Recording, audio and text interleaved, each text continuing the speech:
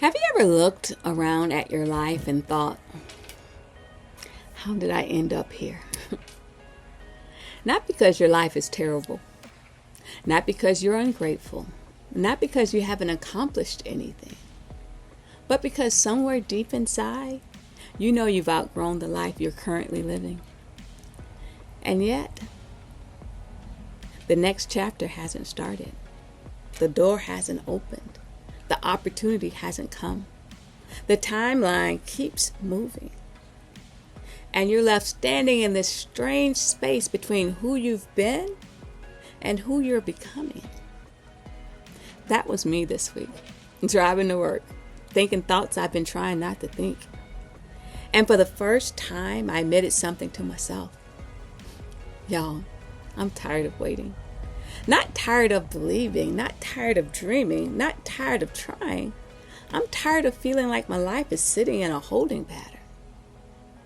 If you've ever felt trapped between where you are and where you want to be, stay with me.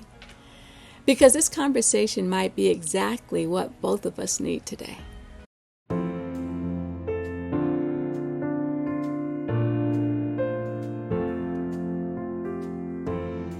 Hey y'all, welcome back to Ways of Change. I'm Vanessa, and this channel is for anyone navigating reinvention, uncertainty, purpose, wellness, and those seasons of life where you're becoming someone new before the world recognizes it. And today we're talking about what happens when you've outgrown your current life, but your next life hasn't arrived yet. So a few mornings ago, I was driving to work. Same route, same traffic, same red lights, same destination. And I found myself doing what I often do. Thinking, praying, processing, trying to make sense of this season. I spent the last few years dreaming about something different. Retirement, living abroad, building my business, creating more freedom, more flexibility, more adventure, more purpose. And while pieces of those dreams are moving, not enough of them are moving on my timeline. If you've watched this channel for a while, you know I've been applying for overseas jobs. I've interviewed. I've received referrals. I've received rejection emails. I've received silence. I've received hope. I've received disappointment. Sometimes all in the same week. And while driving, I realized something. The job applications aren't what's exhausting me. The waiting is. The uncertainty is. The feeling that my future keeps getting pushed further down the road. That's what's exhausting.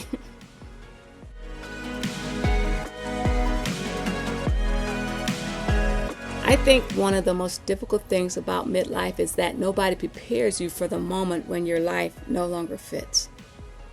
You could be successful, stable, respected, financially responsible, doing everything right, and still feel restless. I don't wake up every morning hating my job. That's not the truth.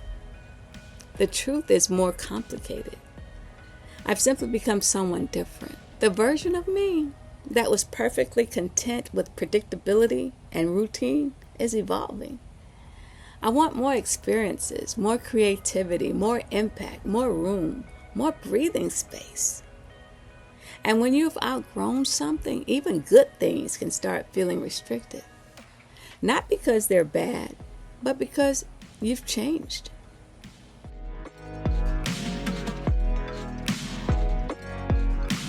Hey y'all, can we talk about something that doesn't get discussed often enough? Delayed dreams carry a cost. Not just financially, emotionally, mentally, spiritually. You start questioning yourself. You wonder if you're being unrealistic. You wonder if you should lower your expectations. You wonder if the dream was ever meant for you in the first place. I've experienced all of those. Especially after certain interviews, especially after certain rejection emails, especially after opportunities that seemed perfect on paper.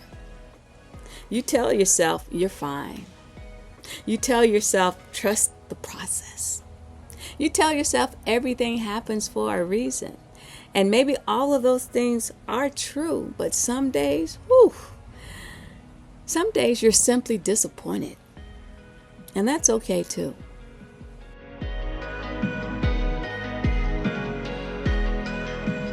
Many of you know that I talked about living in a partially renovated space for over a year. Yeah. The bedroom is done, the bathroom is done, but the other projects remain unfinished. And if I'm being totally transparent here, part of the reason is because I've been waiting to see what happens next, waiting to see if I'm moving, waiting to see if an opportunity comes through, waiting to see where life takes me. Then it hit me. I've been treating my current life like a temporary hotel room. I have. Not a life, a waiting room. How many of us do that? How many of us postpone joy, postpone decorating, postpone investing, postpone living because we're waiting for the real chapter to begin?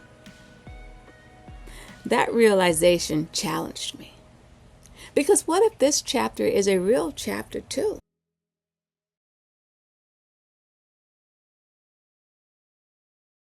When I was younger, I thought life worked differently, y'all. I thought if you worked hard enough, things would happen on schedule. I thought effort created certainty. I thought preparation guaranteed results. Then life humbled me. Because some of the hardest working people I know are still waiting for breakthroughs. Some of the most talented people I know are still waiting for opportunities. Some of the most deserving people I know are still waiting for recognition, including me sometimes, and maybe including you too. What I've learned is that life isn't always about earning the next chapter. Sometimes it's about becoming the person who can carry it. And that process takes longer than we want. It does.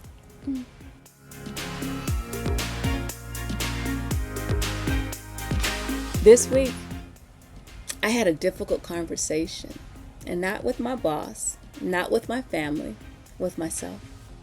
I asked, Vanessa, what are you really upset about? And the answer surprised me, y'all. I wasn't upset because the opportunities hadn't come. I was upset because I felt trapped. I felt confined. I felt like my life was shrinking instead of expanding. That's when I realized I wasn't craving a destination. I was craving freedom. Freedom to explore, freedom to create, freedom to choose, freedom to breathe. One verse has stayed with me all week. Isaiah 40:31. But those who wait upon the Lord shall renew their strength. They should mount up with wings like eagles. They shall run and not be weary, and they shall walk and not faint. For years, I've focused on the word wait. This week, I noticed something else. Renew, run, walk, strength. Those are action words. This isn't someone sitting on a bench doing nothing. That's someone living while waiting, moving while waiting, growing while waiting, trusting while waiting. And maybe that's the lesson for this season, y'all. Not how to survive the wait, how to live during it.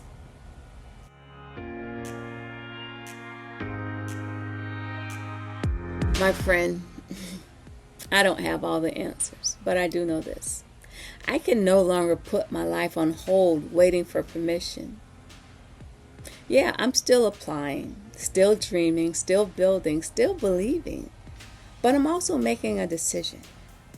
I'm going to stop treating my current life like it's just a hallway to somewhere else.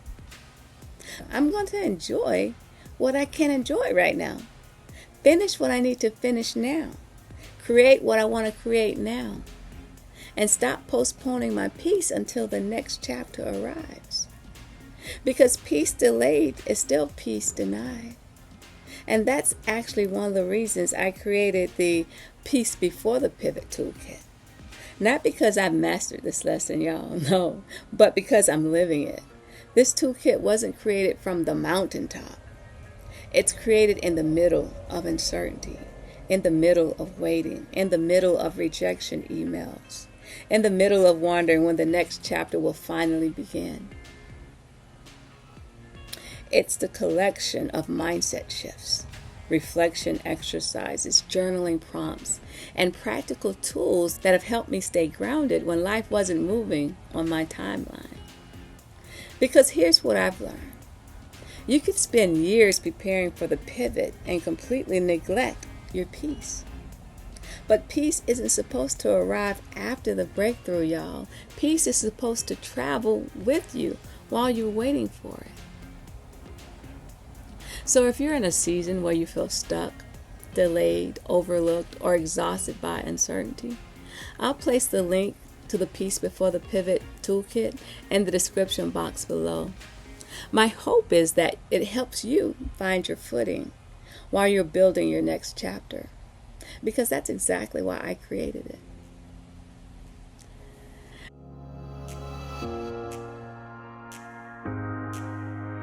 Right now, I'd like for us to take a moment together. Take a slow breath in and let it go slowly.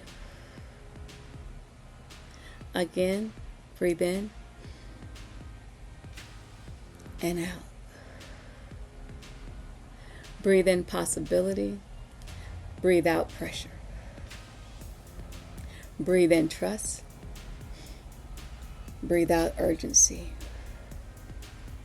Now ask yourself, what part of my life have I placed on hold while waiting for something else? And then ask, what would it look like to start living fully right now? Y'all, maybe the lesson of this season isn't learning how to get where I want to go. Maybe it's learning how to breathe where I am. I still believe there's another chapter waiting for me. I still believe the right opportunity will come. I still believe what is meant for me won't miss me. But until then, I refuse to spend my days sitting in life's waiting room.